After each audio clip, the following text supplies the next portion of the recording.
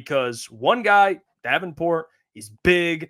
He's not someone that is like super technically sound, but he's a better pure pass rusher than Josh Paschal. Let's listen to AG and get kind of his thoughts on what his role will look like and his confidence level in Josh Paschal. But let's hear from AG. Pass rush than Marcus. Got it. Where they're two totally different people and body types. But the one thing I do think that they're similar, they both are able to rush with power.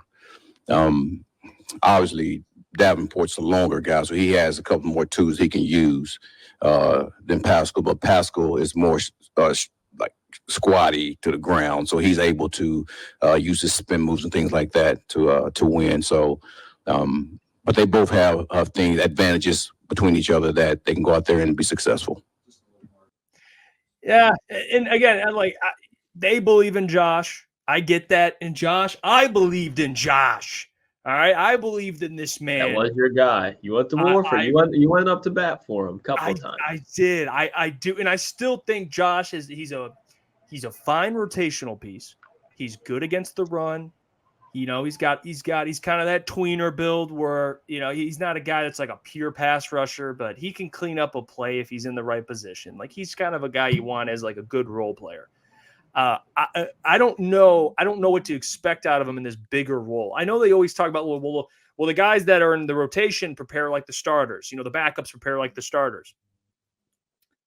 I think if Josh was who we thought Josh would be, he would, they wouldn't bring in Davenport. They wouldn't bring in DJ Reader. They wouldn't bring, even though you always want to get better, but I don't know. I'm a little skeptical on how Josh Paschal is going to look. That's where I'm at. I don't have, even for me, who believed in this man, I am still skeptical on if he can fill that role. I just do. Yeah. Not that Davenport is this incredible pass rusher, guys. It's just like, you just know what he is.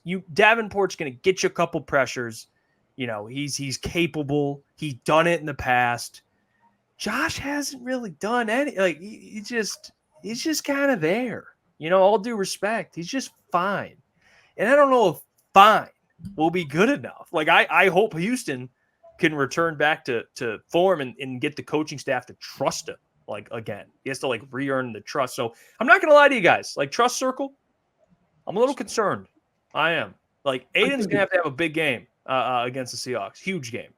I mean, I think it's very fair because when you look at it, I think it's a two-part problem. Where you feel confident with Josh Paschal being out there is when they run a five-man front where you could have somebody else on the edge, either setting the edge or getting to the quarterback, and that guy would have been Derek Barnes. So when you talk about Josh Paschal having to be out there on his own on like a four-man front, just like a typical 4-3, you're not very comfortable with that. I think Josh is a guy that's good to hold the fort down for like a week or two because there's a lot of teams that are going to have their defensive end going down. So this is a situation a lot of teams are going to face.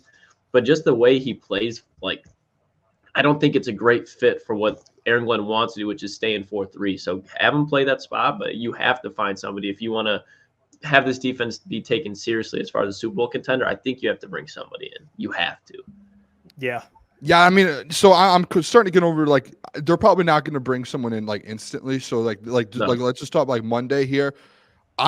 Josh, I'm interested to see what happens with Josh Paschal Monday. Like, to AG's point there, AG, before that part of the video, when the doc asked him about comparing him to Marcus Davenport, they asked AG as well, no, actually, I'm going to say they didn't even ask him. It was in his opening statement, how he comes in and does an opening statement. And he's talking about the defense. And he brings up the injuries on the defensive line, essentially, with as well, if you would count Derek Barnes and also counting Marcus Davenport. And he goes, I'll just be honest with you guys. Josh Paschal has to step up. Like, that's like when AG comes out and literally just word for word, Josh Paschal has to step up today or this week. Like, this is up on him. Like, he's going to be the guy on the edge. I mean, obviously Levi O is going to get run, but we need someone to step up. It needs to be Josh Paschal. Like, and you know what he can be. And that's the frustrating thing with a guy like him. It was like that forever with Levi, but with Levi, it was more so injury to where we never got to see him healthy. But like Josh, it's like, all right, we know what you are when you're like fully a go and like you're at your best and you can go out there and dominate. So it's like, we need that out of you. And I think like there are these things like as Hutch gets better, adding the DJ Reader, the Aleem should be good to go. as you add those guys, maybe it gets easier for Josh Paschal. And like in years past, instead of having those guys around him, he's had like the Aquara brothers and has had like Charles Harris and like these random guys who haven't been able to go out there and produce. So now I think a little bit more, okay, this is a good spot for Josh. Let's see what he can do. This is like a big test for him because there are guys, and Big M just put it in the chat, there are guys knocking on the door behind him with Mekhi Wingo being like, hey, I want reps. And I want reps now. And like we saw Mekhi get like 14 snaps last week. So like guys are going to start getting more snaps. And if Josh doesn't step up, next man up. But well, like you do need to see that from him. He's okay. So I'll say this. AG, and he spoke about it too, like him being injury free. He said, quote, he's been able to play for us because we do know there's growth there. So the more that he plays, the more that he's going to grow. So I'm excited about seeing that player go out there. He always says that player, which is funny. Go out there on a day-to-day, down-to-down, and be able to improve and play for us. So the injury-free thing is key. I know he's been dealing with injuries, and maybe the Levi stuff got us a little, we were very down on Levi, and I think to some extent rightfully so, but then he bounced back. So like now everyone's like, well, maybe it was just he was dealing with injuries. I really do hope that's the thing with Josh Paschal. I really do. I hope it's injuries that have been holding him back because Davenport went down. He didn't play against the Bucs. Paschal played like 18 snaps, and Aiden had like 4.5 sacks. So he played very well. It didn't really matter. The defensive line, Lee McNeil and DJ Reader, they played pretty well. And they kind of were able to get by without Davenport. So it's not like Davenport's just like, off the charts player that just affects the game, But my point is like to have Aiden, Aleem, and DJ are going to have to have that type of similar game unless Josh just steps up. I think Josh is fine. I'm not saying he's bad. Ideally, I think we all in our heads think of like a defensive line with Aiden and someone on the other side that can just cause havoc as well. And we just think of what it could be. And when we see Josh Paschal, it's like he maybe doesn't fit that image in our head. Like that's why people mention Trey Hendrickson, or I had Matthew Judon. So it's something to watch. I think Josh's play is something like all Lions fans should be keyed in on. We'll be watching it when we do the watch party. Like that's to me one of the bigger storylines is how does he look? How does he affect the game? Because like I said, 18 snaps when Davenport was out, like they like what he showed.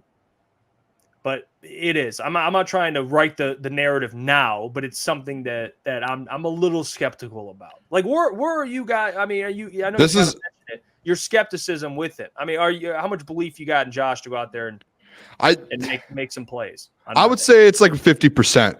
Like, all right, I'll give it a little more, like 65%, because I know he can do. Like, I've seen Josh Paschal. Is it Paschal? And like. I'm so bad with names. The people hate me for that. I'm so bad with names. But people have seen Josh in those situations. Like, you've seen him make plays. That's why it's so frustrating with some guys where it's like, dude, we know you can make those plays. AG, like, vouches and it's like, I know Josh can do this. I know, like, Dan Campbell, I know he can do this. It's like, just, like, we need it consistently. And I think, like, Monday night, I'm not saying it's make or break for his career, but no. He's at that same point though, where with Levi O a little bit to where like he did produce a little bit last year when he played like in the NFC Championship game and those playoff games, he was out there giving you some good snaps. But when you're talking about a guy to take a step forward, like, hey, can we have him heavy in the rotation and trust and sit back and be like, we can really trust Josh Paschal.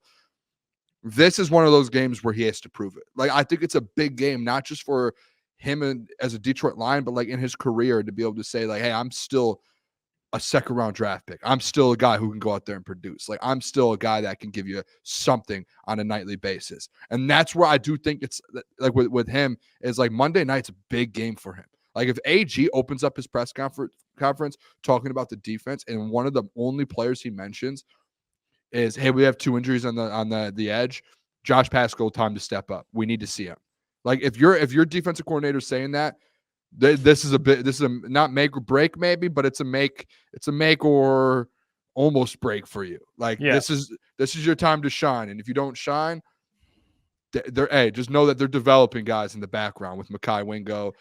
They'll probably have some guys on the practice squad, or if they don't feel comfortable with what Josh Paschal looks like on Monday night, hey, Cincinnati, Trey Hendrickson, what are we thinking? Quick. And I think that's that's where the test is. That's why we haven't seen anyone get brought in yet, because they want to see what they have in-house. Yeah. I mean, to Booner's point, like I think he'll make plays like he did in the NFC Championship game, but he's not going to be a guy that, and I think most Lions fans already know that he's not going to be getting after the quarterback. And I mean, there's not many guys that are power pass rushers that have success consistently that are built at his height. And I just think it's one of those things where he's just going to be one of those guys that he's going to be very solid against the run. And I think that's why I really don't have any issue with him being out there this week, because I think he'll be able to hold his own as overall in totality. But as far as being a difference maker, I don't think that's what he's going to be.